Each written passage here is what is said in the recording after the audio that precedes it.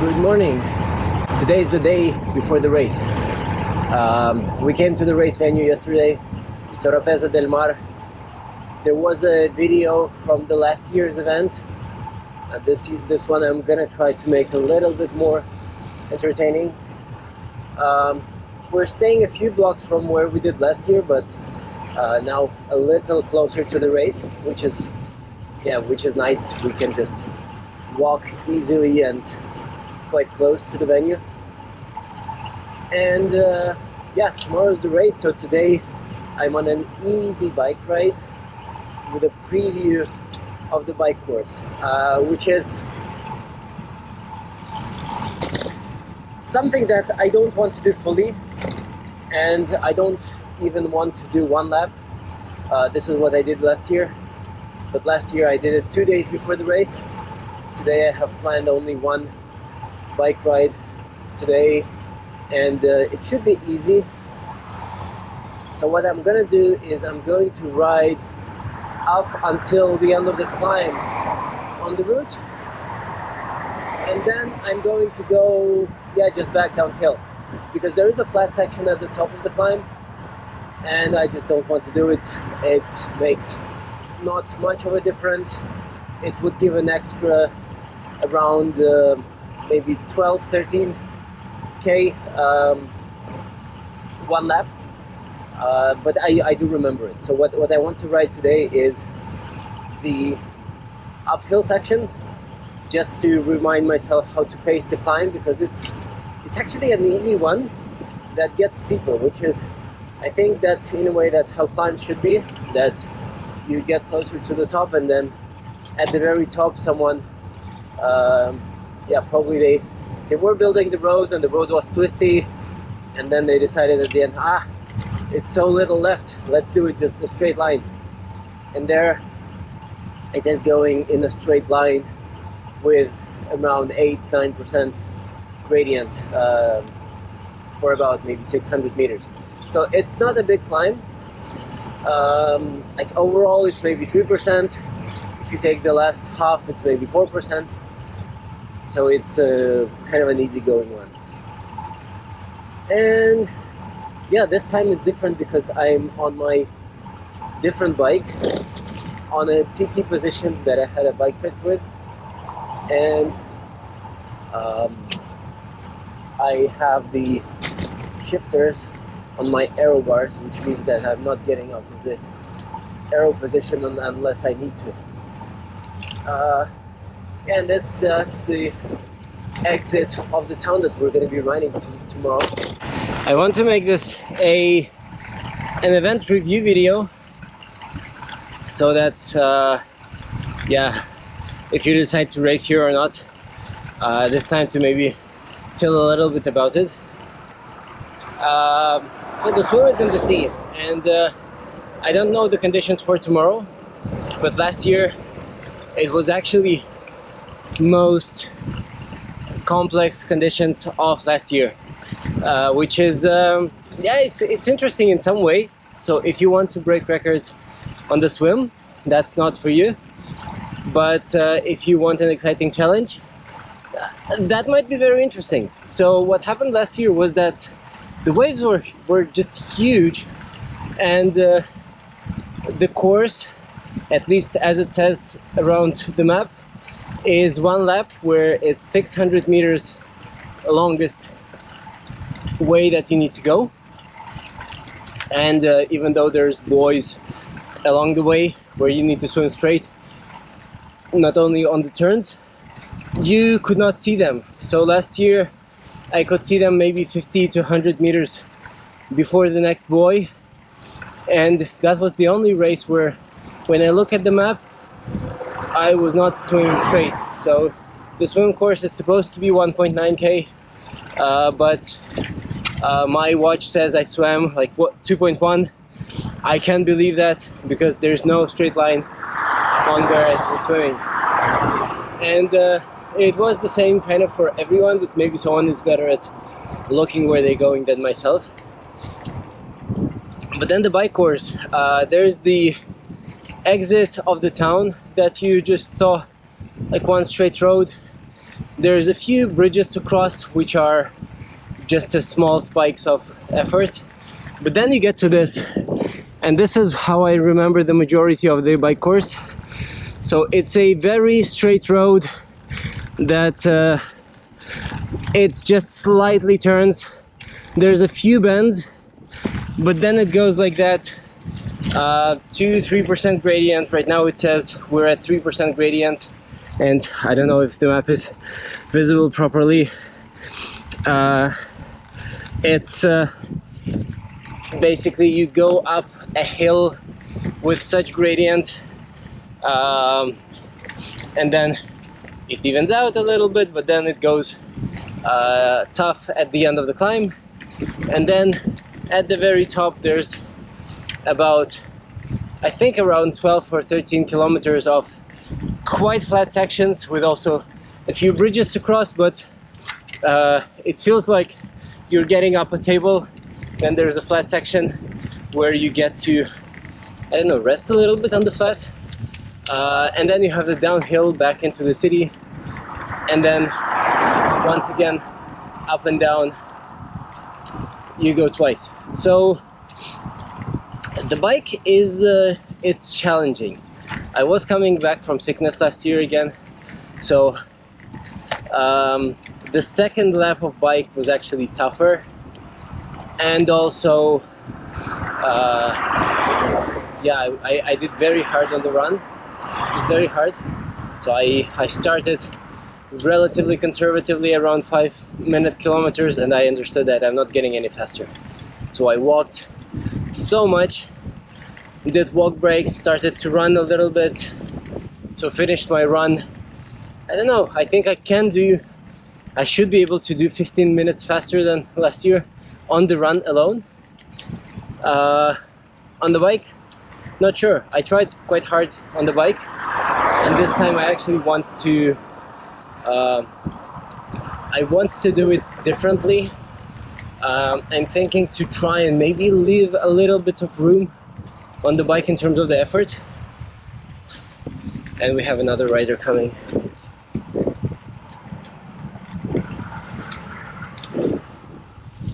So people doing some course recce. So on the bike I'm thinking about leaving some room. My friends were racing Ironman Lanzarote last week, and that got me thinking a lot about pacing. So when I just started doing triathlons on my first year, which I think was very smart by my coach, but what he made me do is to start the bike and do the bike with so much room. So yeah, I couldn't break 30 kilometers an hour on the bike on the 70.3, so I was doing like 3 hours 15 or so, so quite slow bikes, but I did them really easy. So I had a lot of room, and then on the run I actually was doing quite well. So some of my bad runs right now are as bad as I had them back then. So my first year of training, and now it's my whatever 8th year of training, I think, or 9th, and sometimes I may have a run of the bike as bad as I did my runs back then, and back then they were stable, and I knew that, okay, even if I have not a good day or a bad day, or if it's hot, I can still run about 145, 150 half marathon. And yeah, so I'm thinking that maybe I should just try and release the tension a little bit on the bike and have some room and feel fresher after the bike, and see what happens. Like if I do the bike easy and then I do the run and I don't do a good run, well, that's anyway maybe not the best day. But if I do the bike easy and that allows me to do a very good run, then yeah, maybe I will rethink it. So anyway, the run it's nice. It's 2 laps. It's quite flat. There is I remember at least one small section of grass where you run through like just between the lanes and between the trees, and it's yeah, so it's relatively fast. It is hot, but there's also a lot of feed stations. So there's 3 feed stations, 2 of them we passed twice. So you actually get, with 2 laps, you get 8 stations where you can get gels, water, isotonic. So should be quite nice. And also, I was worried about the weather, but looking at it today, I'm not sure we should be worried too much. So the problem with the race tomorrow, and this is first time. Last year we started at 10 a.m. and tomorrow we're starting at 12:23. Specifically, our age group starts. So it's like the middle of the day, and if we're racing like whatever 5-6 hours, we're finishing at 5 p.m. like still 4 hours before sunset, meaning that we're getting all the heat. Yeah, so I'm not sure of the rationale, but I think part of the idea and what is written in the manual is that we're expecting to get age group and, sorry, not age group, the half and full distance leaders to finish roughly at the same time. So I think maybe that was the idea, that we're starting 4 hours later, and that means that around 4 p.m. we would have finishers of full and half kind of coming together, which, yeah, might be interesting to see how they end up, how they're going to be finishing the race, but which means that there would be the most people probably on the run, I think. So I'm thinking that probably at the beginning of the bike we would have still quite some of the slower full distance people, but I'm not sure, maybe not too many, but they would be finishing, and then we would have probably, yeah, just all of them on the run, including the faster guys and the slower guys. And of course we would be finishing probably 2, 3, 4 hours, well, maybe not 4, before the slower age groupers from the, or we were all age groupers in one way or another, but so we're going to be finishing 2, 3, 4 hours earlier than the slower full distance racers. But that means there would be a lot of people on the run, which is, and sometimes it's nice. So I had some venues where it was just so narrow that it's hard to overtake, but then actually maybe this time it would be okay. And so I'm getting out of this very straight line and into some climbing, and I think somewhere soon we're gonna see the section why I do want to have this ride, and especially to feel it with my hands.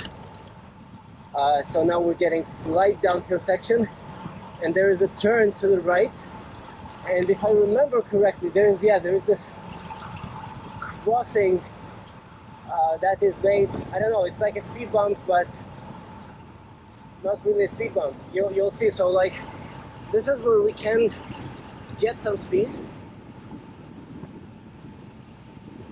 and then there's a turn, and the catch is right after the turn, I think, because you see this like speed bumpy thing.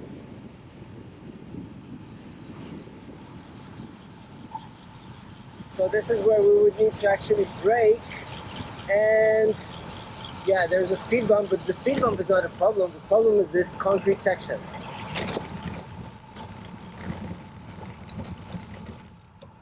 So it's yeah, I don't exactly remember when we will have it, but I think we will have it like 3 or 4 times. So that's what sucks on this bike course. So it's very nice. I think the views are super nice, and it's so green. Like this year there was so much raining in Spain, so it is so green. But especially on the downhill, it's minus 1-2%. Like here it's 3%, 4%. No, it's even 5%. So we're gonna be going the other way around at minus 4 or 5%, which is where you can be the fastest. And then we're going into this concrete section, and on the descent that would be going right before the turn. So yeah, that one's tricky. Like we would need to brake, we would need to be careful to yeah, to just not lose all the bottles and not lose traction. And I remember last year this was where all the lost bottles were, and where, yeah, some people even fell down. So yeah, you always, I think you always want to know the sketchiest part. So it's okay, like if you don't know the hardest part, you can kind of survive through it. If you're pushing with some room, it's kind of okay. Especially here, it's 2 laps. It's always smarter to go a little bit easier on the first lap so that you can push on the second, and you would know where to push if you don't know. But then yeah, then you do not want to know the sketchiest part, because this is where you might fall. And the sketchiest part can be the downhill section where you don't know what's coming up.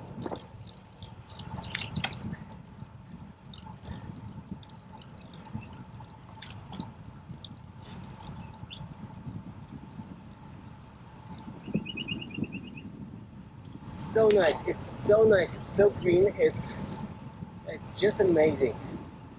And here comes another section, and it also comes in the turn.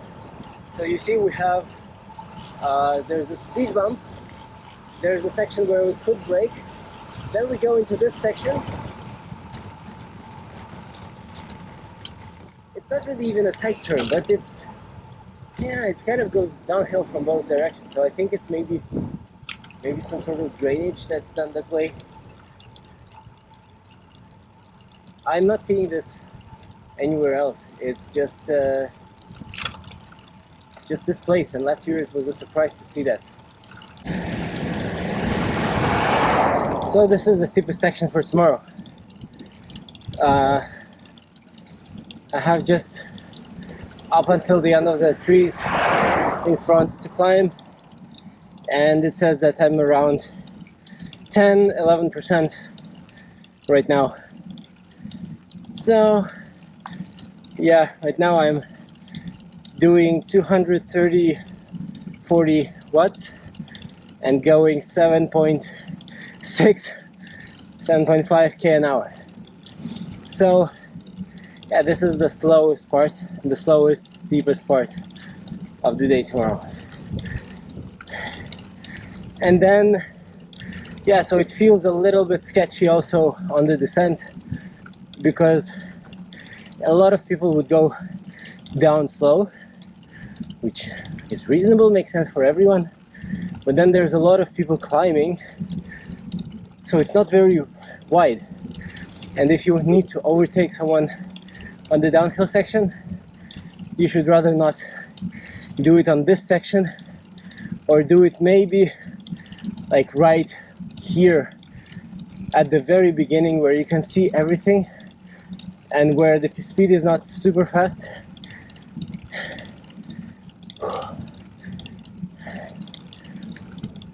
Yeah, so that's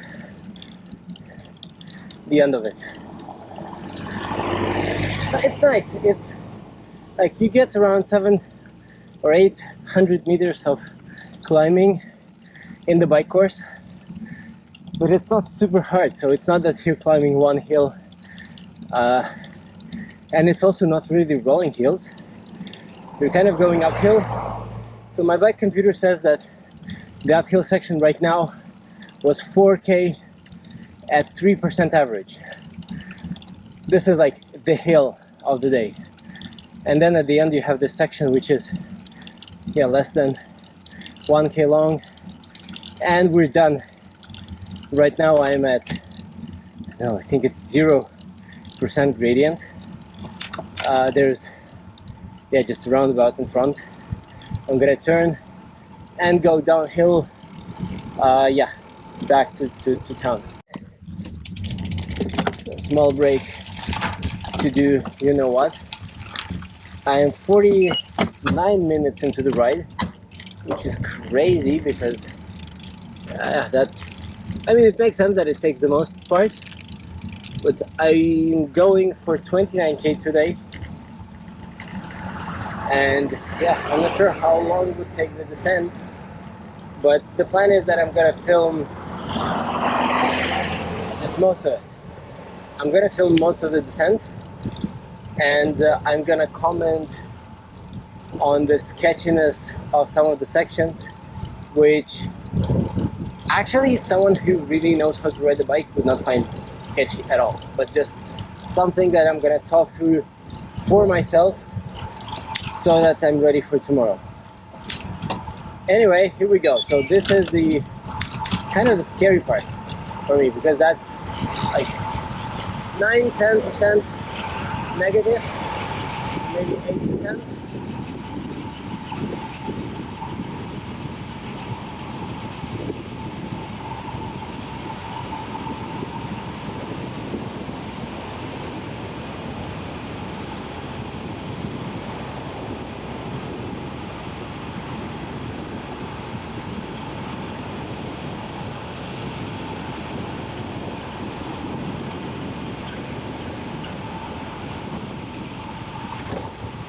Yeah, so the road quality is actually very, very good. So it's like if there's no one in front, then you can easily go fast. And the speed bumps are okay. I mean, I'm not riding fast. I'm going 53k an hour, but riding over speed bumps at that speed is completely fine. And then yeah, now I'm going to take all these turns much more carefully because of the cars, but with the cyclists, it should be a little bit safer to go closer to the line, but yeah, maybe also no, maybe also not. Or at least I would know that they would be going much slower uphill, sorry. Okay, and this is the section, I kind of remember it, where you can go to the aero bars, because this is something around, I think, maybe minus 2%, 3%, so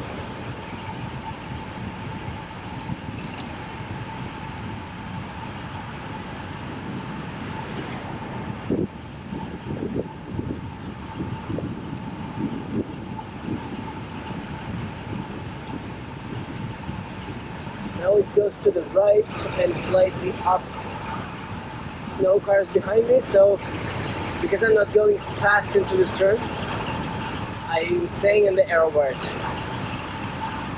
And again, I'm saying this for myself for tomorrow, that unless there's a lot of people to overtake, that would take a lot of the road. I'm gonna stay in the aero bars. Now there's a speed bump and a slight turn to the left, which means I will brake a little bit, and the concrete section.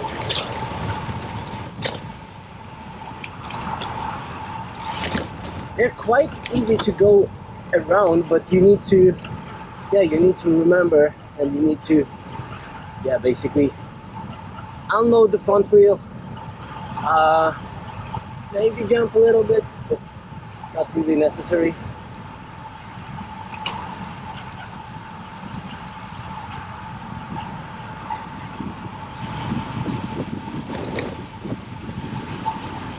So,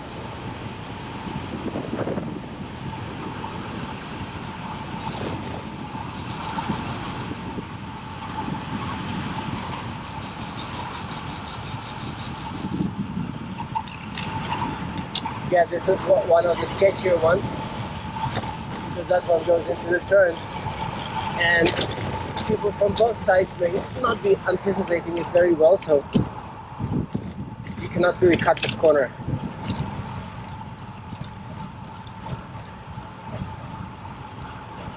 I think I just passed one of the sections that I wanted to pay attention to, but now it seems a lot less scary going downhill. There's basically a turn from the road from the right side, and there's no concrete section, but there's 2 speed bumps before and after that section. And because it's straight, you actually want to be going very fast, but because of these speed bumps and the turn from the road coming from the right, so the road you don't really care. It's going to be probably blocked by a car tomorrow or something, but you would want to go careful around the speed bumps on the sections where you would want to be flying. Okay, there's a tractor. So this is kind of a turn, but yeah, no need to get out of aero bars.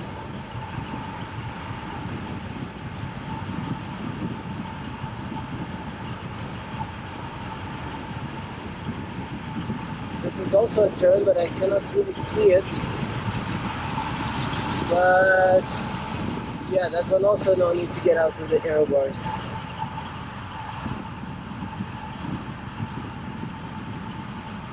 So it's, I think maybe I got a lot more used to riding some of the roads, but I do remember from last year that it was more sketchy than it is now.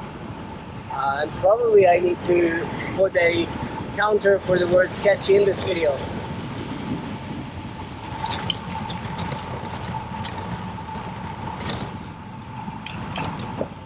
Yeah, another section that was, it's not hard, but there's a slight turn on this concrete sections that I don't really like. And now there's a small, like 3% grade, I think, right now or something. Yeah.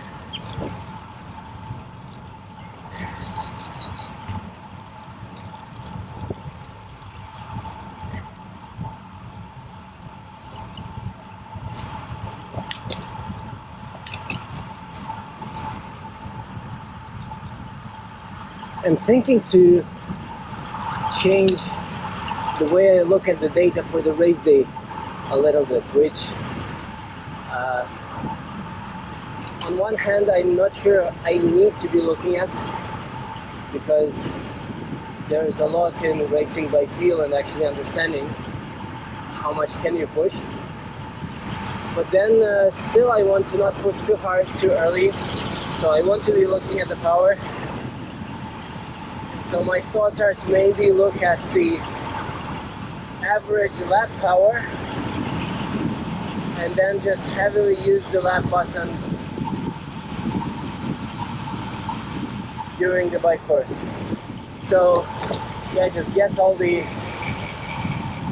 uphill sections. Like I'm getting on an uphill section, I press lap, I get off it, I press lap, I get on the flat section, I press lap, and then I pace all of my efforts, looking also at the average power. I'm gonna try to not spike my my current power, but then just to also have, let's say if I want to go 220 watts on the flats, or I don't know, 240, no, probably not, then I'm going to be looking at my my average to stay at the target roughly, and then my current power can spike to 250, 270.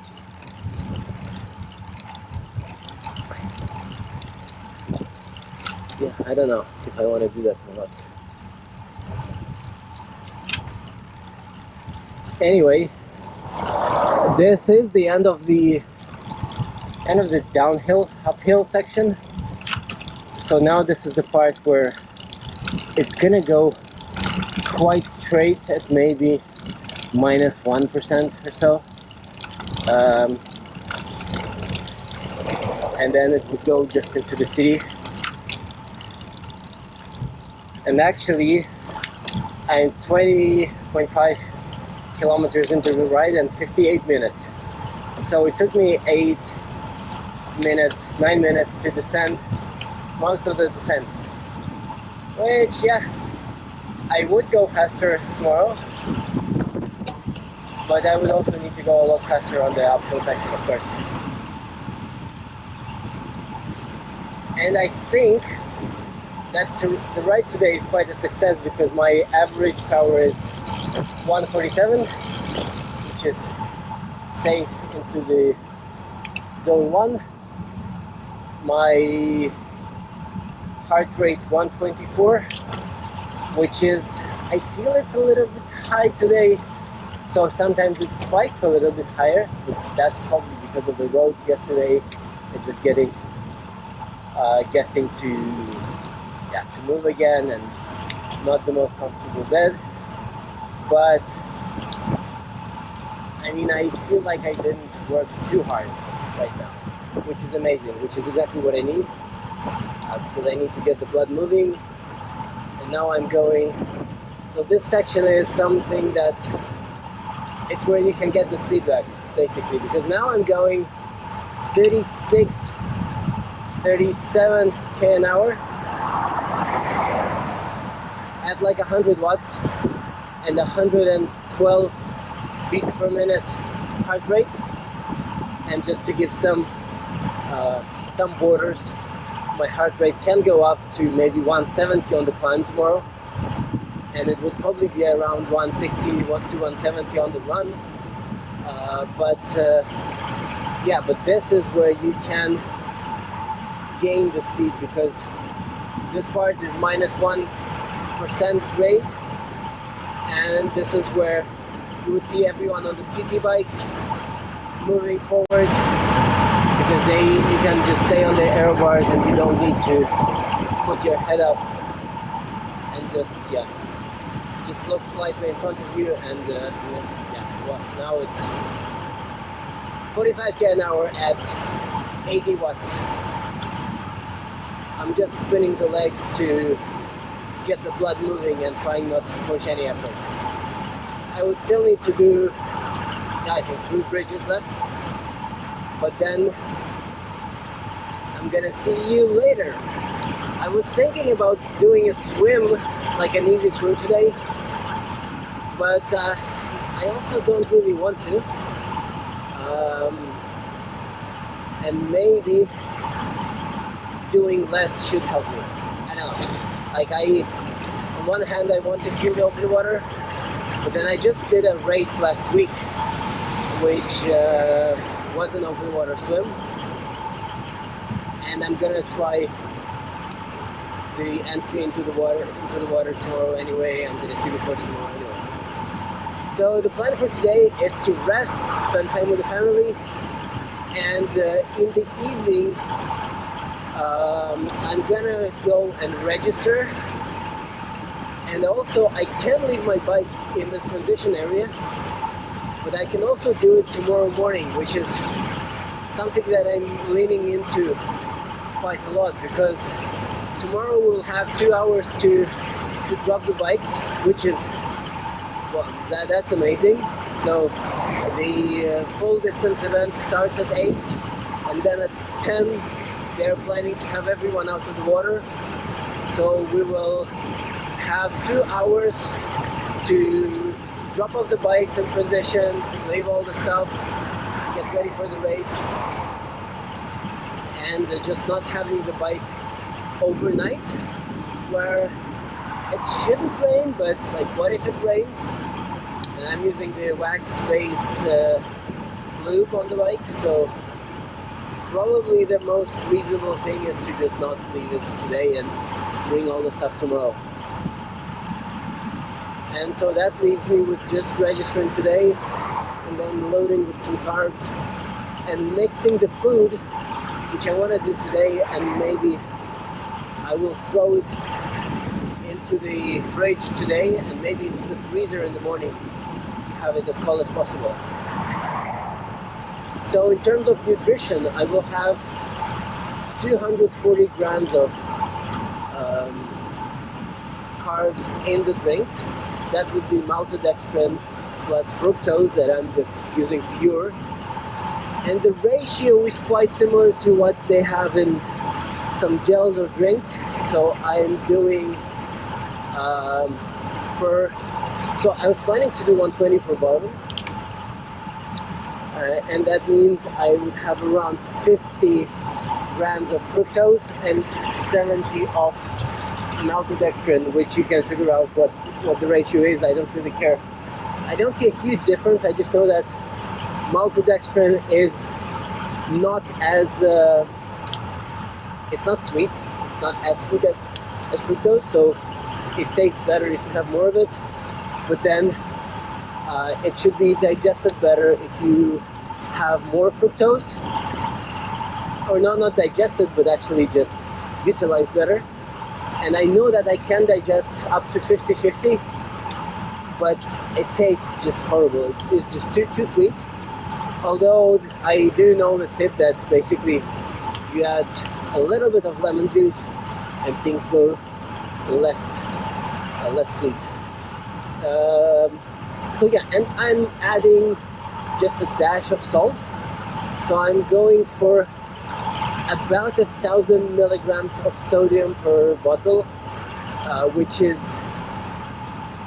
again, I'm not doing the science stuff because I haven't done the tests, and I don't fully trust it in the way that, of course I trust science, but I mean, it's the same as FTP. If I know my sweat rate, I don't know how much fluid will I actually lose tomorrow, so I am not sure how much sodium would I need on the day tomorrow, because I don't know how much I would sweat, because I don't know how hot it would be. So it's kind of, everything's kind of connected in this way. But yeah, so I'm going with like a quarter of a teaspoon of salt, which is around 1,000 milligrams of sodium. Can be 800, can be 1,200. I don't care, because I don't think it's going to be exact science anyway for the specific day, but maybe I'm wrong, and I would really love to know if I'm wrong, if anyone knows better. So yeah, so my thinking for that, I would normally put this into 2 bottles, and I would take 2 bottles with me, and then on the aid stations I would take just more bottles with isotonic.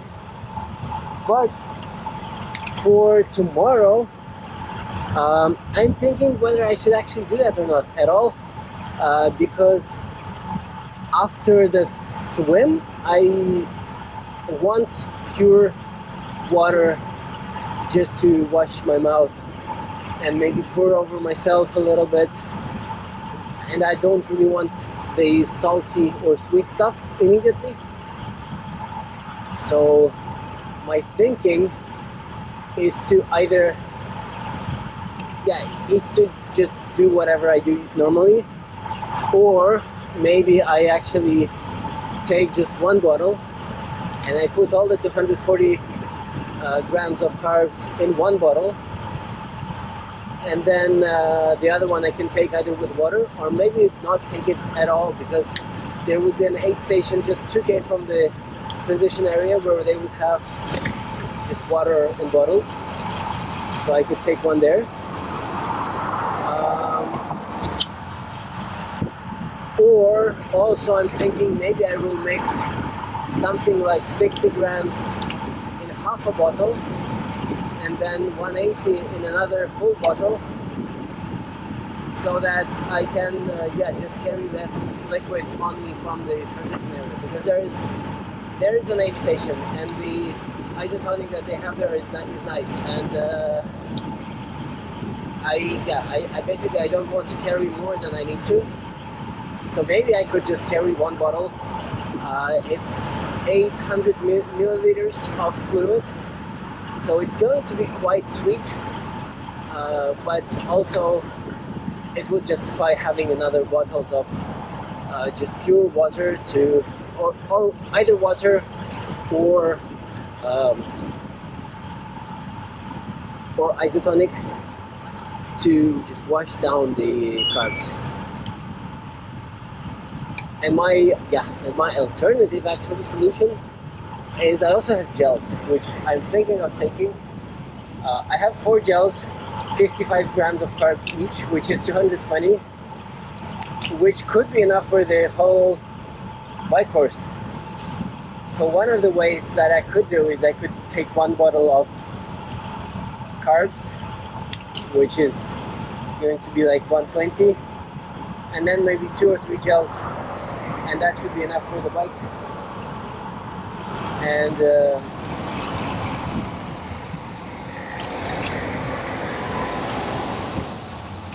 yeah, so there is no question around what should I take in terms of the volume. I know how much I can digest and how much I need,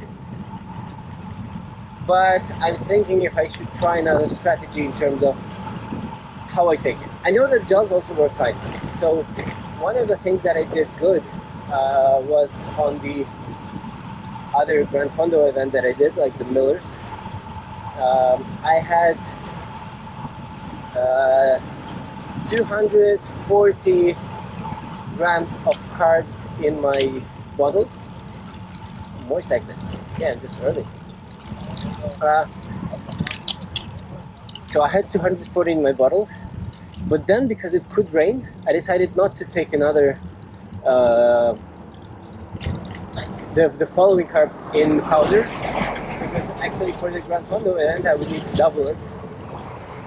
So I took 4 gels, and I had 2 bottles up until the 8 stations,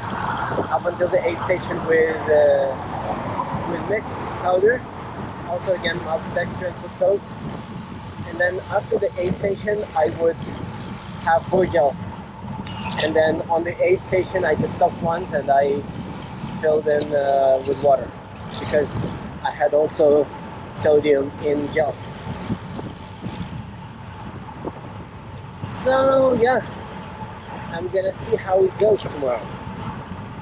Like, eating a gel is not hard, drinking is not hard. Gels are a bit easier to carry, so I think they are. But again, then yeah, maybe I should just put everything in 1 bottle and treat it as a gel, and then put everything else separately and have just another bottle maybe of drinking water. So yeah, I'm back in town. This is going to be the straight line to ride. We're going to be going right up front until the turnaround point, and then go for the second lap. And on the second lap we do the same, and we stop in the transition area, and that's going to be it.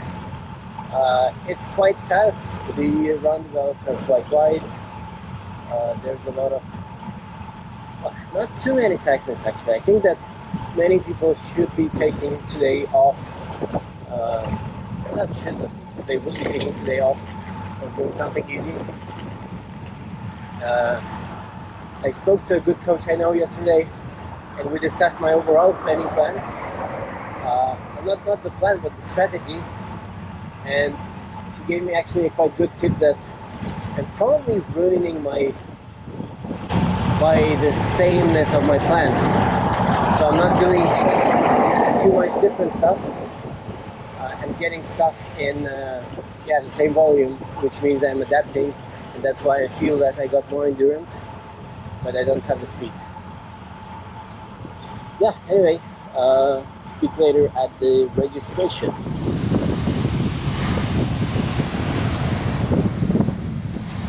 And this is going to be a part of the running course tomorrow. So now it's afternoon, and we're going to sign up for the race, and I'm going to get my race number, and that's it. I'm not planning to leave the bike today because I don't have to. Good morning, or not really morning, it's almost 11. Race day. I am getting ready to go and put the bike into transition. There's still 2 hours until the start of the event. I have less than a kilometer to the start line, so I'm not in a rush at all. So I have the bike ready, like the race number, the numbers on the helmet. I'm gonna ride with the visor. So I went with 240 grams of carbs in the bottle, in like a single bottle. I boiled it a little bit so that everything gets dissolved. So it's basically like a gel in a bottle. I have another gel with caffeine with me to, just to eat on the ride. And then I have some isotonic drink. I'm gonna drink it before the start. And here, this is almost fully a block of ice. So it's melting. I got it out of the freezer. It's melting. There's 2 hours until the start. We're gonna be on the sun, so it will melt more, which is fine. So, but it's likely that I will still have some ice in it while I'm starting. So my race number, I'm gonna go with the calf guards, like they're supposed to be a little bit more aero, I don't know, but it also protects from the sun. And yeah, that's pretty much it. So the bike is ready. I'm going into transition, and the athletes from the full distance, they're already out of the water for like more than an hour. So we're gonna go and catch them. And I'm gonna swim in a wetsuit because it's not like the weather is not too hot.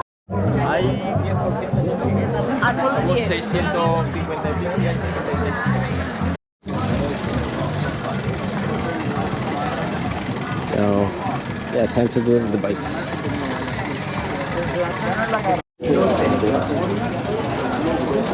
That is quite cool.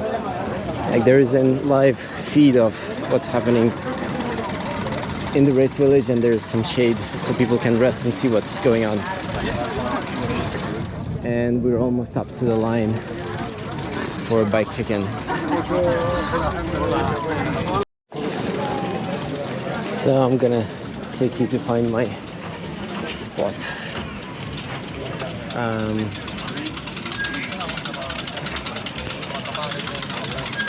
There's quite nice signs.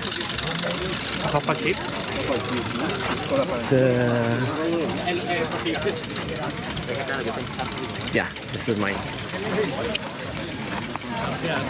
So it's quite narrow. If anyone is sitting to put the stuff on, then it's narrow to go. But what's nice is that it's kind of okay to run on the grass. It's much better to run barefoot on the grass. I'm gonna really quickly walk the transition once again, just to make sure I remember where to go. I decided to use the rubber bands because my shoes are also long enough that they just get in the way of just in the way of the ground. So rubber bands would at least help them stay and not touch the ground. So maybe not help me get into the shoes faster, but at least I would run better. And yeah, so that would be the transition zone.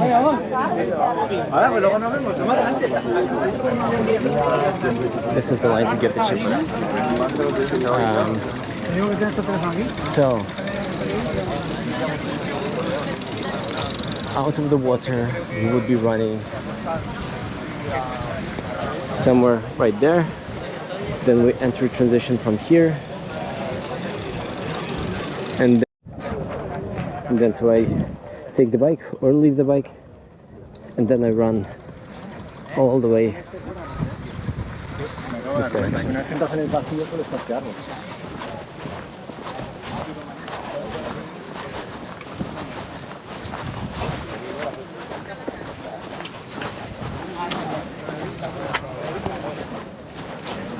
So here I go left.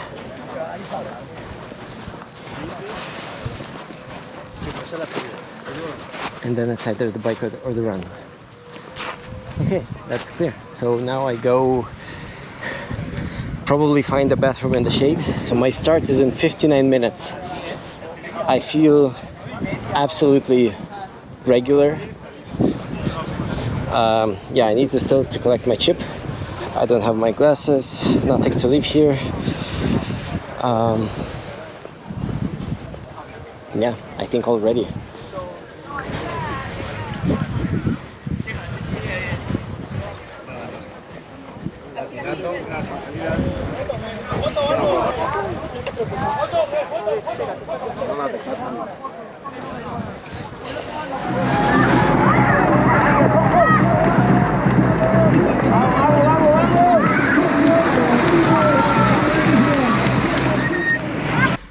So I'm back home. It's already Monday, so I had a complete rest day yesterday.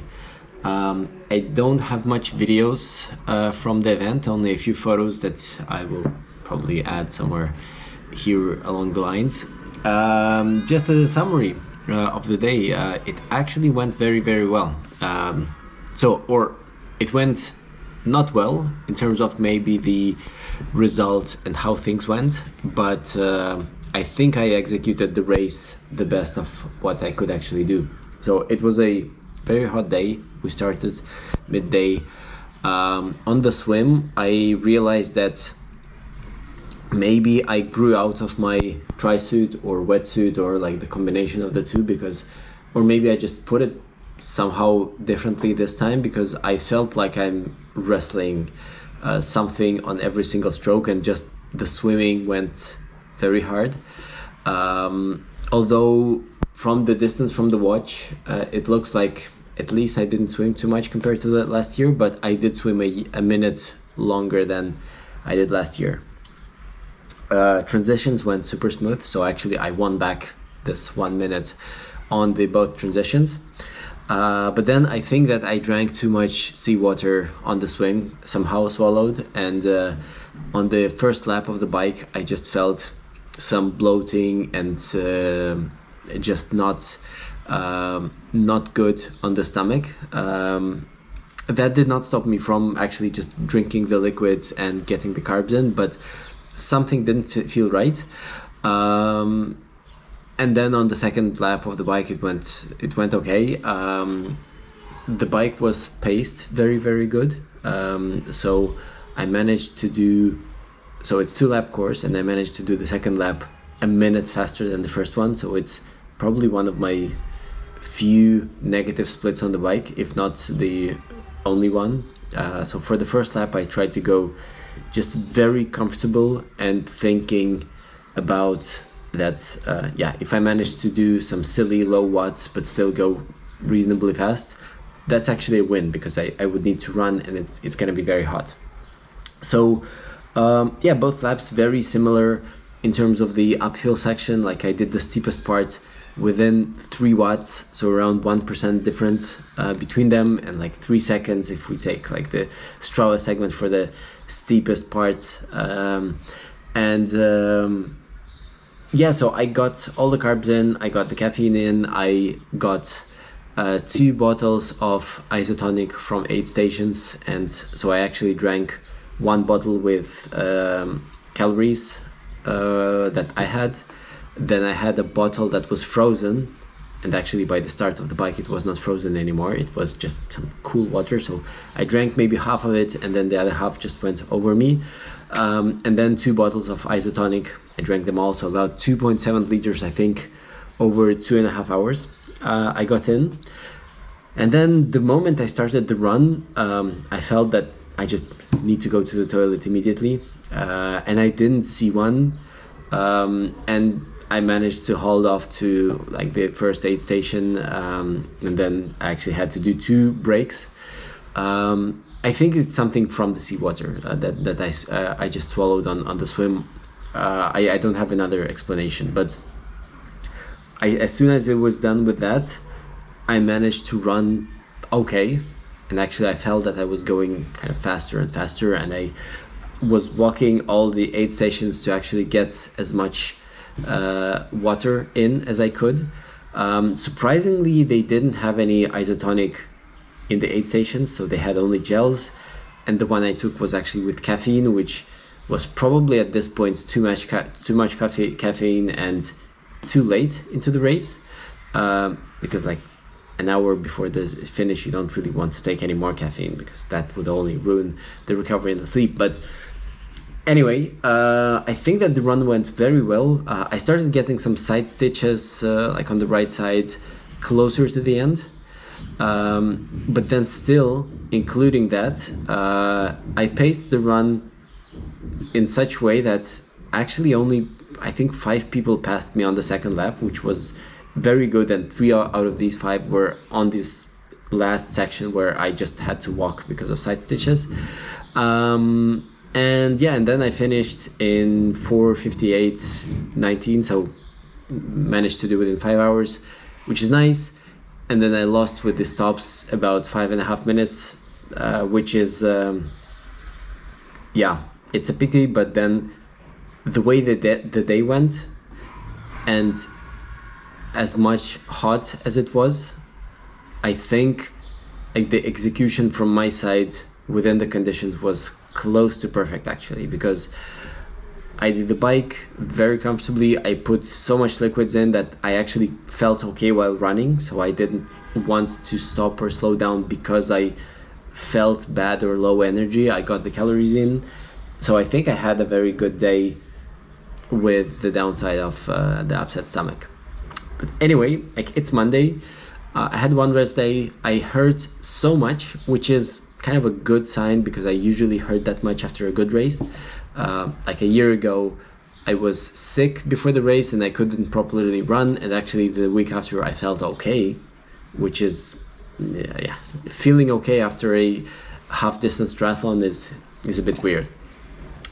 But anyway, this Sunday I have the Aitana Tour, the big bike ride. I'm going to be filming during the ride, which would be a nicer perspective. But anyway, the Mediterranean Epic Triathlon, highly recommend. I would probably go there next year. I'm not sure, maybe I'll do a full distance there. It's a really nice event. It's, yeah, maybe it's not as big of a, like a party as like Challenge Family does. But still, it is a very nice event, and it's a very nice weekend, and a very nice place, which is suitable for this like very short stay and short like vacation type of yeah, travel. See ya.